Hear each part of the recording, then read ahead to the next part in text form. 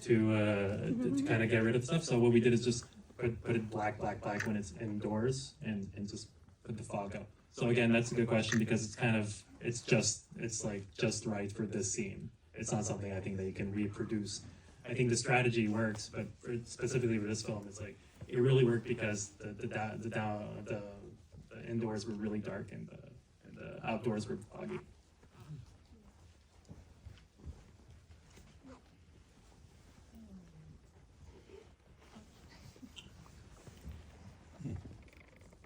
Hi, Alex.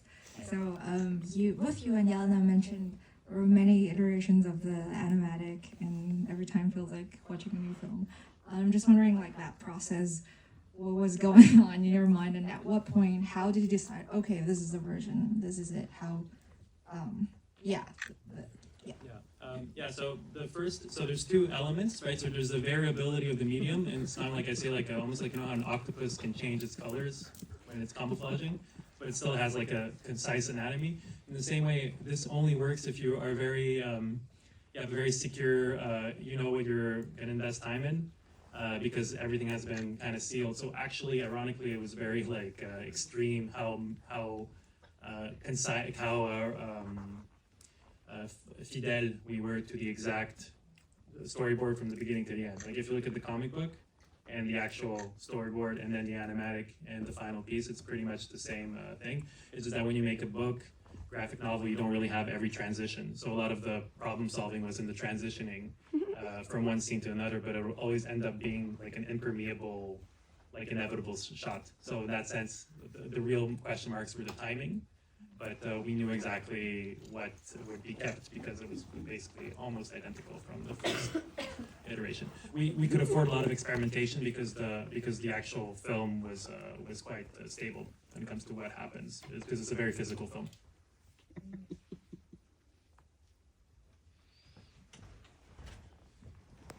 I was wondering what you do with all of this work and development now that you're done. That was for you now. So yeah, I don't know, maybe just print it out or something, but maybe a show. But I mean, it was really just to make the making of is usually more interesting to me. Too bad we don't have DVDs anymore, because I grew up with a lot of the DVD box sets. But like for me, like the making of is usually just as interesting, if not more, because you can make because like it has like the promise of a potential, you know. So I think they're going to be taken care of one way or the other. Hey Alex, so based on your presentation, it seems like this project spanned a lot of years. And what made the concept of like bred zombie people so captivating for you to spend all that time on this project specifically? Yeah, so it's in that like narrative strategy. One thing that really it's fun for me to sort of hijack these collective subconscious stuff and just kind of flip something in it. And it's just like we all kind of grew up with all the zombie stuff. It's like a pop culture thing, but we never saw like the flipped version where it's the hungry living and stuff like that. So it started off the hungry living. You flip the mechanics of how these things work. So if you're chasing the zombies, when they eat one, they become one, and you're like, well, why are they doing it? So then it had to be like it was clearly like comedic. And so in the beginning, it was more inspired by like Arcimboldo paintings. So all the fruits and vegetables put together. Speaking of surrealism, like, you know, just like, you know, so you know, tomatoes, whatnot, like just like they were just a bunch of like food people, and eventually it became like an aesthetic choice that had to do with. I had one dream where my hand was made of a baguette, and I just got this pencil from my parents as a gift yesterday. So there's a lot of love. And so it was more like just like, and also one thing that's cool about bread in general in terms of animation is that it's kind of like gold. It's one of these things that you can't photograph. It's like a event in time, so it goes from like black to white to yellow really quickly, like metallic. So it's like it's a film, right? Gold is not static. I feel like bread is also like that. It's kind of like you can't really make it. You can't represent it. It never looks quite right. Like you have to look at the silhouette of it to understand that it's that, because or else it could be beige, it could be any yellow. But so it's one of these very like impossible textures, and it only works when you animate it, because honestly there's not a single frame in the film that I'm happy with static, but it works as a flow, right? You know what I mean? Which is usually a good thing. I don't know. That's the saddest thing I've heard all day. No, I mean, like, yeah, it's you know, because like it works in motion, but like you can't really freeze on one. Be like, oh, that's the frame, because it's like always like 5 frames. You know, like that loop. That's what it works, especially with the bread. Why are you laughing? It's so sad. Is my happiness your joy? No. I'm empathizing. What's on your I hand? understand this. Oh, thank you. The elephant in the room. So it's work in progress, but that's a cool idea of a few friends brought it up, and we tried to implement it. But if you sever the hand from the robot and just look at the motions, it's like work in progress. You can learn a lot about how like the muscle memory works combined to what actual shapes you make. So I just thought it would be an interesting research to do on that as well. That makes sense. So it's like, you know, when you move your hand with a robot, it replicates what you do, but you can just keep that data and record yourself while you're drawing, and that kind of the exact motions connect to exact shapes, and you can learn more about like muscle memory for animation. That's kind of the idea. But you're not left-handed? I'm both. Oh, I don't know. I don't know. I'm not thinking about that at all. That's why, yeah, I think I'm gonna just like chill for a bit. Yeah. Just wondering, sorry about the mask. Not at all. The hand. I'm just wondering. Yeah. So, is there any data involved in that, or is that something So mechanical? the thing is, when you draw it, it's mostly this part. So it's still work in progress, but I brought it just for fun. It's like it gives you an idea of like the snowball thing, because it can go in all directions. It's like really it's like 2 ways, right? So it's with the toolmaker and with the final film. So in this case, it's what I'd like to try with this is to add a part here, because a lot of it is this. And it's not just that, that's like minimal, that's maybe 20% of what the information when you use your hand to draw. So in this case, this one actually, since I mostly work with the left hand, but all the shortcuts on the keyboard happens really quickly. If you look at recordings of the drawings, like most people know, like once you start working as an illustrator, you do it really fast. So it's more like on the side of the toolmaker socialization process. Can this unlock a new type of conversation when it comes to muscle memory and that kind of thing? I'm sorry, I don't quite get it, but it's so fascinating. But okay, is it an input or an output device? It's an output device. Okay. Sorry.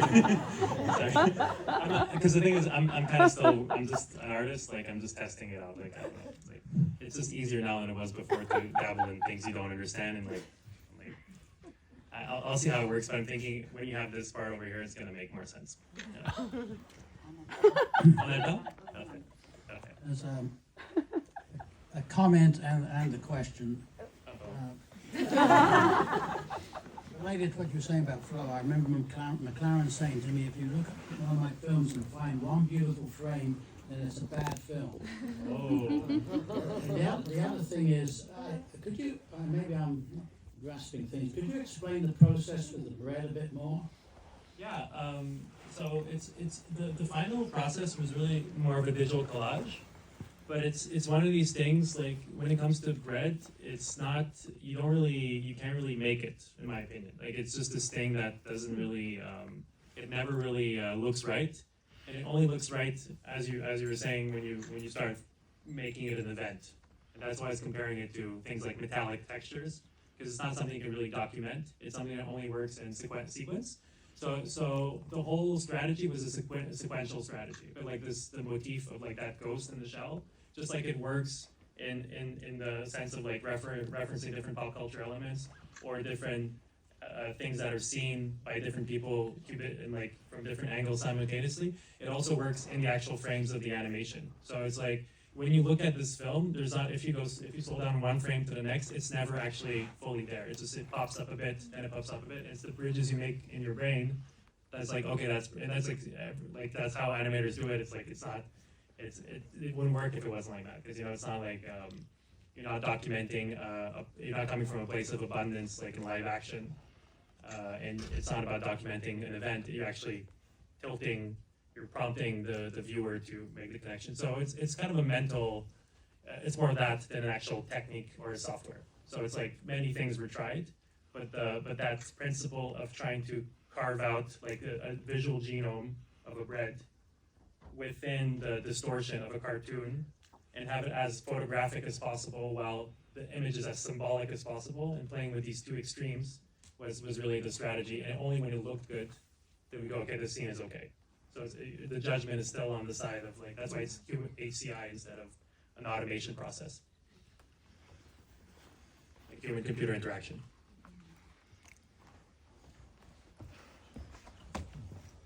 I don't need a microphone. I don't need a microphone. Do I ask? I wanted to know, what is the reaction of the online community? Like, you already had a community for this project, and I didn't know that. Like, we've been talking about it, and I've been following some of it, but I didn't realize how big of a fan base you have. So what has that reaction been, and do you want to continue with it? It's really atomized. That's the thing. It's not really me. It's because the thing is, it's not Instagram. Like you're not like going. It's the actual opposite. Because the way Instagram would work theoretically is that you have a constant UI, user experience, and you kind of have to generate new content, and you have to kind of keep up with your audience and kind of. So this is the exact like reversal. It's like evergreen content that is independent. So it's something that people can come back to often. But you vary the format. So one thing, since it's atomized through a channel that has the channel's API, it's linked to like, so when you go on Facebook, you can go on the little messenger, and these characters will pop up as emojis. And it happens on Reddit, so like people use them on Reddit, like in conversation. I don't even know about. It's like it's just these things have been yeastifying and oozifying out of connection in a modular way, and it's been going on for like 8 years. So it's like at this point, it's just a subculture that I'm not even like, I don't even know about, right? It's like that's what memification does, but so it's not really associated to me or in any way. It's like kind of just it went on its own blockchain, like organism, like on its own route. But yeah, in terms of will we continue? It's a really I think it's a great opportunity to do that kind of thing, because it helps. It makes you can just kind of when you flip it, you can just compound on the same thing. You can put in more, and it's like cultural. It's like more of a cultural like capital that just grows, and you just kind of do it. And you're just loving it, and it doesn't have. You don't necessarily kind of following these algorithms. You're just kind of spreading it and doing it. Yeah. Very nice.